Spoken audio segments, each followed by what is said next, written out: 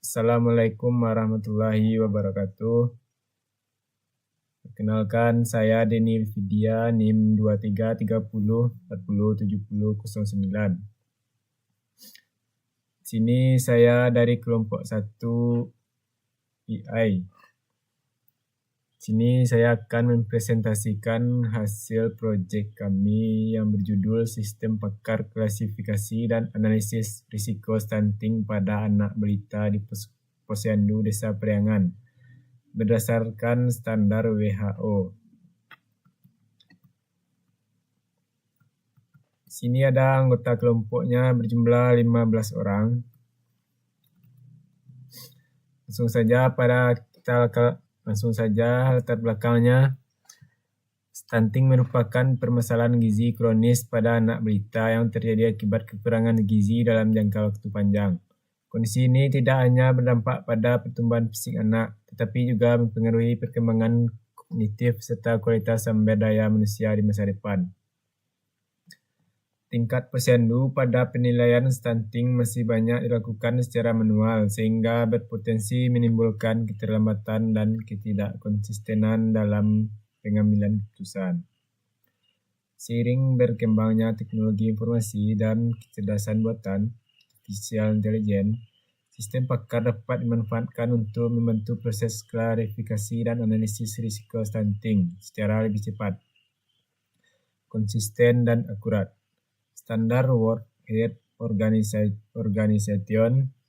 WHO menyediakan acuan internasional dalam penilaian status gizi anak, seperti indikator tinggi badan menurut umur dan berat badan menurut umur, dan juga berat badan menurut tinggi badan. Dengan mengintegrasikan standar WHO ke dalam sistem pakar, diharapkan proses klarifikasi risiko stunting dapat dilakukan secara objektif dan ilmiah. Rumusan masalahnya ada 4 bagian, itu pertama, bagaimana merancang sistem pakar untuk klasifikasi stunting berdasarkan standar WHO. Bagaimana menyusun basis pengetahuan berbasis data antropometri balita. Ketiga, bagaimana proses inferensi forward training bekerja dalam sistem. Yang keempat, bagaimana sistem membantu petugas posyandu dalam pengambilan keputusan. Tujuan penelitian kami yaitu mengembangkan sistem pakar klasifikasi dan analisis risiko stunting. 2. Menerapkan standar WHO dalam penilaian status gizi balita. 3. Membantu deteksi dini stunting di tingkat posyandu. Dan yang terakhir, memberikan rekomendasi awal sebagai bahan pengambilan keputusan.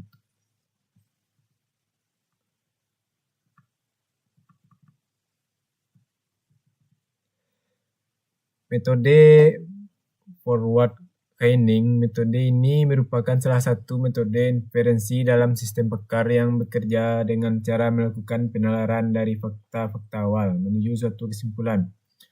Proses inferensi dimulai dengan memasukkan data atau fakta yang diketahui. Kemudian sistem pakar akan mencocokkan dengan aturan-aturan role yang terdapat dalam basis pengetahuan hingga diperoleh suatu hasil atau keputusan.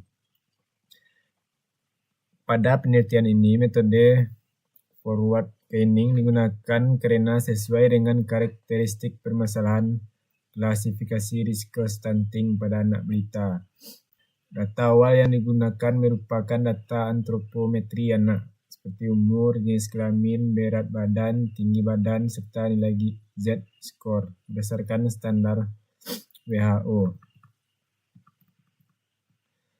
Stunting pada anak balita merupakan kondisi gagal tumbuh pada anak balita yang disebabkan oleh kekurangan gizi kronis, terutama pada periode 1000 hari pertama kehidupan. Anak yang mengalami stunting cenderung memiliki tinggi badan di bawah standar usianya dan berisiko mengalami gangguan perkembangan otak, penurunan kemampuan belajar, serta peningkatan risiko penyakit tidak menular di masa dewasa. Faktor penyebab stunting meliputi asupan gizi yang tidak adekuat, riwayat penyakit, infeksi, kondisi sanitasi lingkungan yang buruk, serta pola asuh yang kurang optimal. Oleh karena itu, deteksi dini stunting menjadi sangat penting untuk mencegah dampak jangka panjang.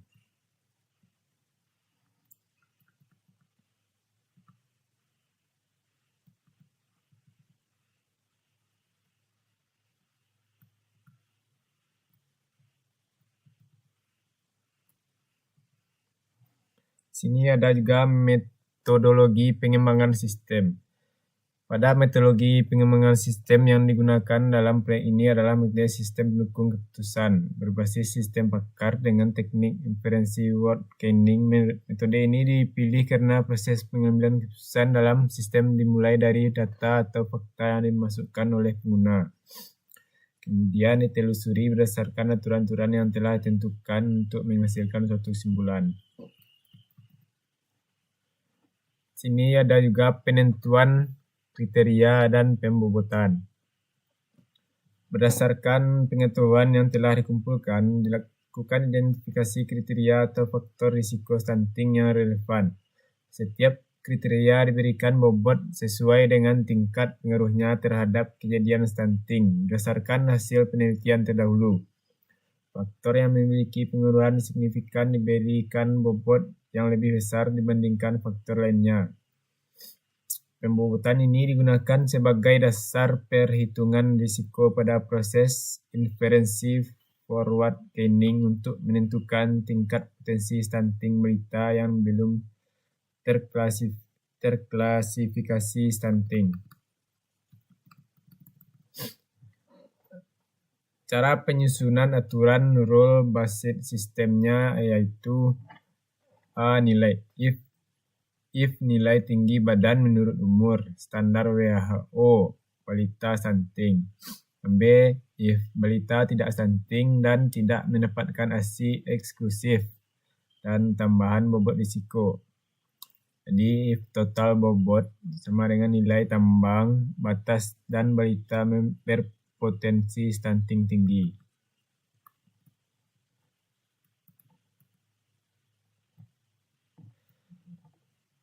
Proses inferensi menggunakan forward training.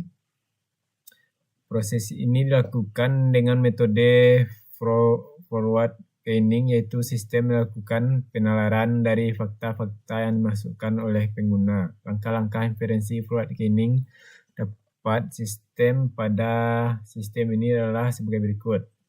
1. Sistem penerima data balita sebagai fakta awal. 2. Sistem mengevaluasi status stunting berdasarkan standar WHO, Kementerian Kesehatan. 3. Jika balita tidak stunting, sistem melanjutkan inferensi dengan mengevaluasi faktor-faktor risiko. 4. Sistem menjumlahkan bobot faktor risiko yang terpenuhi. 5. Sistem menghasilkan kesimpulan berupa tingkat potensi stunting balita. Analisis kebutuhannya pada tahap ini bertujuan agar sistem yang dikembangkan mampu memproses fakta awal berupa data balita dan faktor risiko stunting secara sistematis hingga menghasilkan keputusan yang sesuai dengan aturan yang telah ditentukan. Analisis kebutuhan dalam penelitian ini terdiri dari kebutuhan fungsional dan kebutuhan non-fungsional. Sini ada analisis kebutuhan fungsional dan kebutuhan fungsional.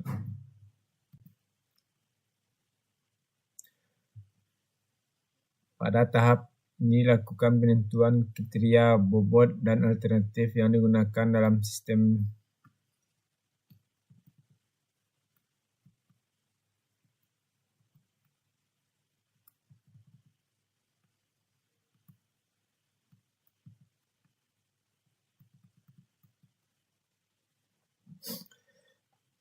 Pada aturan sistem, dalam sistem disusun dalam bentuk kaidah if-then dan yang mempresentasikan logika pengambilan keputusan pakar. Aturan-aturan tersebut antara lain: 1. Aturan klasifikasi stunting, if nilai tinggi badan menurut umur, standar WHO, dan balita dikategorikan stunting.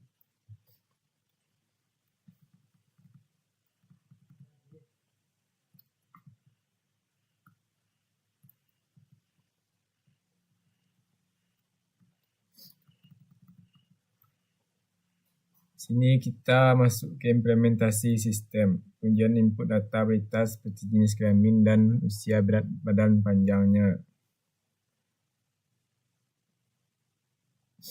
Kita akan mendemokan aplikasi sistem kita.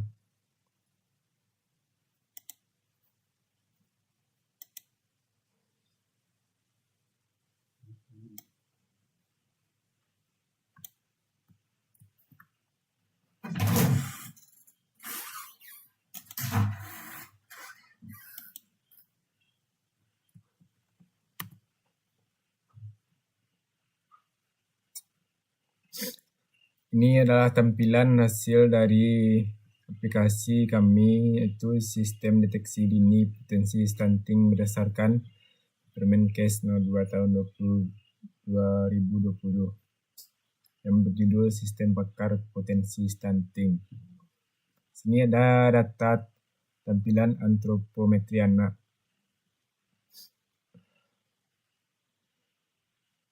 Sini sistem akan menghitung Z-score PU, PB, TU, dan BB bobot badan atau umur secara otomatis berdasarkan kurva pertumbuhan WHO.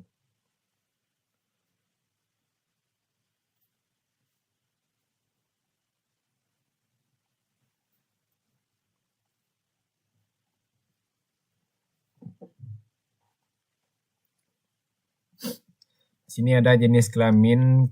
Kita coba buatkan laki-laki dengan usia 5 bulan. Berat badannya 20 kg. Dan panjang badan kisar 80.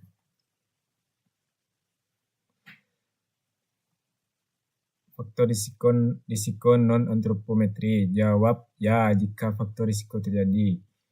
Jawaban ya berkontribusi pada peningkatan skor risiko stunting. Setiap faktor memiliki bobot berbeda sesuai Permenkes nomor 2 2020. Anak tidak mendapatkan ASI inklusif 0-6 bulan.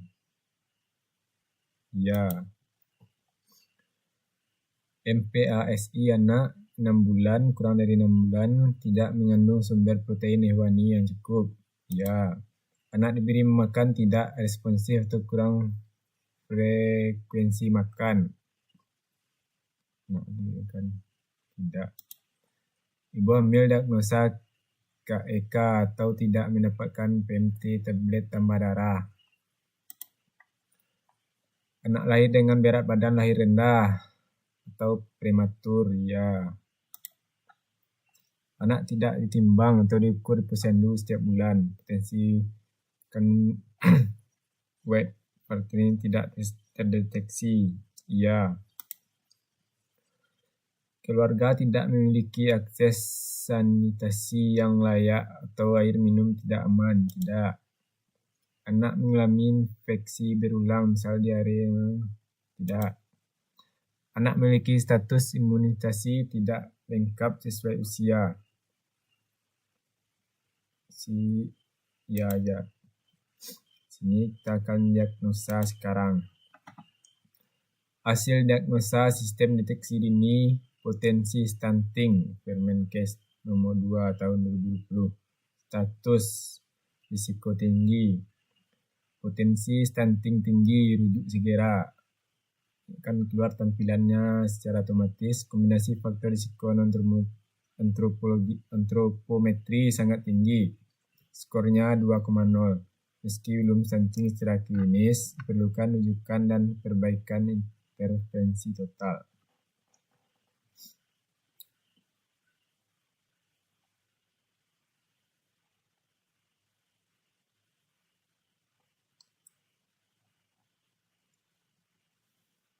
Sini tersedia data dan analisis antropometrinya. Jenis kelaminnya laki-laki, usia 5 bulan dan berat badan 20 kg, tinggi badan 80 cm. Skornya menurut standar WHO yaitu stunting 6,7, 1 SD normal.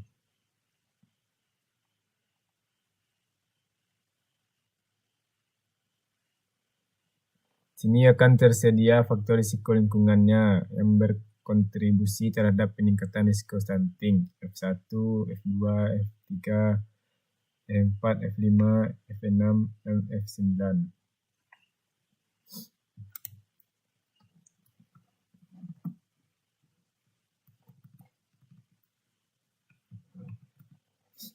Dari hasil pengujian sistem, hasil perhitungan sistem diperoleh dari proses inferensi forward training yang dijalankan pada data berita yang dimasukkan ke dalam aplikasi. Sistem memulai perhitungan dengan menentukan status stunting berita berdasarkan tinggi badan menurut umur. Apabila berita tidak termasuk kategori stunting, sistem akan melanjutkan perhitungan dengan mengevaluasi faktor-faktor risiko stunting yang menyumbangkan bobot dari setiap faktor yang terpenuhi. Contoh hasil perhitungan sistemnya, berita tidak mendapatkan hasil inklusif, memiliki riwayat penyakit infeksi, kondisi sanitasi lingkungan tidak layak. Pada total bobot risiko yang diperoleh adalah 2,0. Berdasarkan aturan yang telah ditentukan, sistem mengklasifikasi berita tersebut ke dalam kategori potensi stunting tinggi. Hasil perhitungan yang ditampilkan oleh sistem sesuai dengan perhitungan manual yang telah dijelaskan. Jadi kesimpulan dari hasil sistem kami berdasarkan hasil perancangannya, implementasi dan pengujian sistem yang telah dilakukan dapat diambil beberapa kesimpulan sebagai berikut. Pertama, sistem pendukung keputusan berbasis sistem pakar dengan metode inferensi forward training berhasil diimplementasikan untuk menganalisis status dan potensi stunting pada berita. Kedua, sistem mampu mengklasifikasikan status stunting berdasarkan standar WHO atau Kementerian Kesehatan menggunakan data tinggi badan menurut umur. Ketiga, pada berita yang tidak terklasifikasi stunting, sistem mampu menganalisis faktor-faktor risiko stunting dengan menggunakan kriteria dan bobot yang bersumber dari penelitian terdahulu.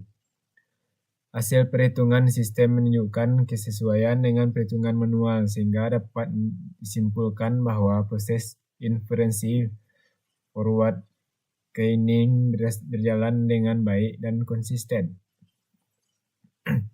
Dan yang kelima, sistem yang dibangun dapat membantu kader posyandu atau pihak terkait dalam melakukan pemantauan dan deteksi dini potensi stunting secara lebih sistematis. Baiklah, hanya itu yang saya presentasikan. Terlebih dan terkurang mohon maaf. Billahi taufiq wal hidayah. Assalamualaikum warahmatullahi wabarakatuh.